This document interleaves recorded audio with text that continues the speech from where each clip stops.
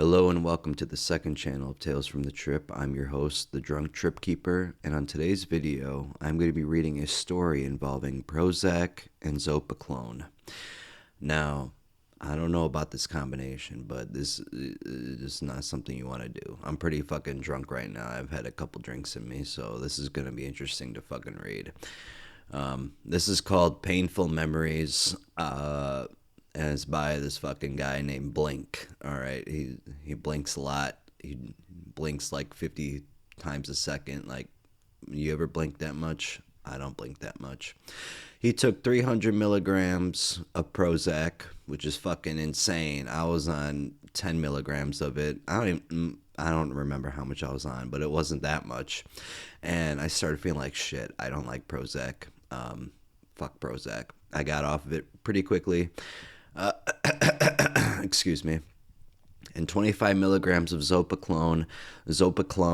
Am I saying that right? I don't care.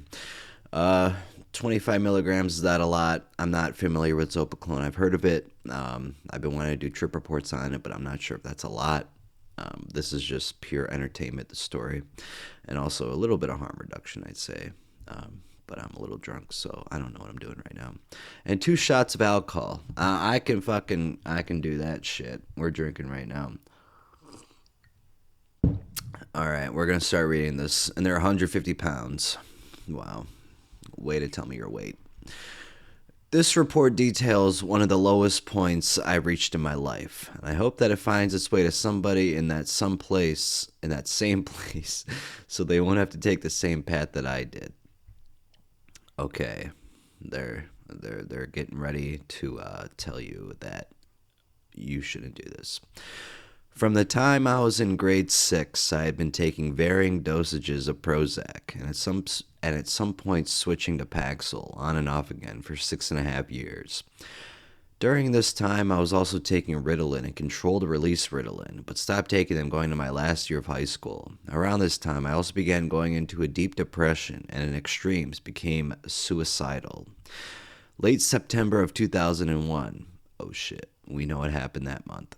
I went for a scheduled checkup with my family doctor to have my dose of generic Prozac, fluoxetine, increased from 40 milligrams to 60 milligrams, and to renew a separate sleeping pill prescription, Imovane.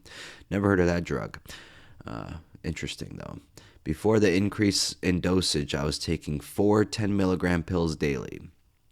My doctor and I agreed taking 6 pills each morning was excessive, so we switched from 10 milligrams to 20 milligram capsules.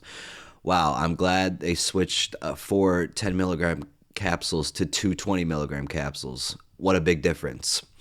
That evening at about 10 p.m., I measured my dose. I forgot about the change in dosage units, took my regular 4 pills for a total of 80 milligrams, 20 milligrams more than the maximum recommended daily doses. I wouldn't take more than 1 pill. That's just me, though. Upon realizing my error, I thought out loud, well, I've gone this far. Why not go for it? I took 5 of my sleeping pills with an unknown amount of alcohol, no more than 2 shots at most, and took further 10 to 12 Prozac, then went to sleep. The rest of this report is both a patchwork of my own fragmented memory and third-party accounts I solicited after the fact from friends. I remember nothing about that night or the quality of sleep, if any. I awoke at 8 a.m. and out of habit managed to dress myself and get out of the door, in time to catch my bus at 8:15 a.m. I boarded the bus and stared outside the window with my memory alternating between recording 5 seconds of memory then blanking for another 5. I began to feel ill but held down the vomit for almost the entire duration of the bus ride. Near the end of the ride to school, literally only 30 seconds away from the school, I couldn't hold it in any longer. By a cruel twist in luck, I had seated myself in one of the 2 only emergency exits and proceeded to lift the red handle, push the window outwards, and evacuate the contents of my stomach across the side of the moving bus. Holy shit. I closed the window and looked to my left. I either terrified or shocked the girl seated next to me into standing in the aisle for the few remaining moments on the bus. As it came to a rest, I made my way off and apologized to the driver for the inconvenience I caused her and offered to clean it. I don't know if she answered me because my next memory flashes to the inside of the school. Wait, so this guy fucking drank before school, mixing Prozac and Zopiclone? I don't know. This is a little intense. I wouldn't drink that early. I found myself in the washroom alone, looking into the mirror, squeezing non existent blemishes, feeling a strange full body shiver. I left the washroom and slumped down across the hallway, facing its doors. I had sat down next to some acquaintances of mine and struck up a conversation about something nonsensical. After about a minute of trying to talk with them, the first bell rang. The next bell would ring in 5 minutes, signaling the beginning of first class. Around this time, I pulled my right sleeve back and showed one of the group what was apparently several self-inflicted puncture wounds, as well as 5 or 6 large safety pins going into and coming out of my skin. Strangely, there was very little blood. The group I had been seated with were understandably shocked and left me sitting on the hallway floor. Yeah, that's a sight to see, I'll tell you that. I made my way to my locker and attempted to open the lock, holding the door shut. After several unsuccessful attempts, I laid down in front of my locker and went to sleep. How long I lay there, I don't know. At some point, one of my friends found me on her way to her own locker nearby and put my arm over the back of her shoulders to me and stumbling to the front office. Once there, I asked the office attendants not to call for an ambulance, urging that they instead call my mother. For whatever reason, they agreed to, and after nodding in and out of consciousness in the office chair for 20 minutes, she arrived.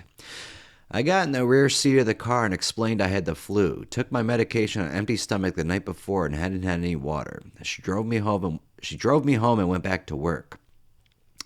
At 11 a.m., I was at home again in my bed, nursing a bottle of water and crying due to the pain in my midsection.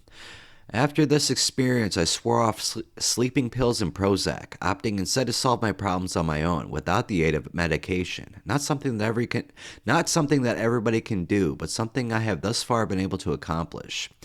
To this day, I have difficulty looking in the eyes of people who saw me that day, especially the acquaintances who saw the puncture wounds. Every time I see their eyes change, I can see a mixture of fear and discomfort as they relive the same moments I could barely remember. I managed to come out of this experience with no lasting effects, save a few gray scars beyond the shame and social stigma of being a cutter/self-mutilator. It seems to me as though I was simply delirious and amnesiac and was nowhere near close to dying. I may be wrong in that assertion, but the mental scarring is still fresh 3 years later and has yet to begin healing. Hopefully this gives some insight into the self-destructive behavior that high-dose Prozac has brought out in me. Reading it back to myself years later, all I can do is shudder. Well, that was a fucking story, wasn't it, guys? I mean, you might need a drink to that one. Now, mixing antidepressants with any fucking drug is not a good idea. When I was on Zoloft for a little bit and drinking alcohol, dude, I would drink one beer and I'd feel fucking like I'd be drunk. And it usually takes me like a couple beers, probably a mixed drink to, feel something. But with Zoloft and, I didn't even try on Prozac. I wasn't drinking for a while, but I got back into it again and drink couple times a week. And when I did, I wouldn't not take my medication because I did it every single day. I would notice that I would get drunk really fast. So I'm off the weekend. That's why I'm fucking drinking now. And I don't even know if I'm going to regret putting this up later because of what I'm saying right now and how bad I'm messing up. But that's what we're gonna fucking do. We're here to the end, and this is what you got to see. This is how the Trip Keeper is on a fucking Thursday night at 9:47 p.m. Yeah, I'm reading the clock as it goes. But that was a fucking interesting story. I like reading SSRIs and shit. I think those are some of the most interesting stories that I can read on this channel. On my main channel, I like reading these. But for this one, this channel is good too. This and inhalants and deliriants. How could you not like these? It's just pure, real life, and it's awesome. But sad. It's sad. All right. If you enjoyed this video, please give it a like, and we'll be back. This is the first time I've ever been actually drunk. When I did the drunk questions a couple weeks ago, I was just tipsy. I had like 2 beers. I was not drunk. I was just did that for clickbait. Still fucking sick. Not gonna edit that out because I don't give a fuck. All right. Have a good one.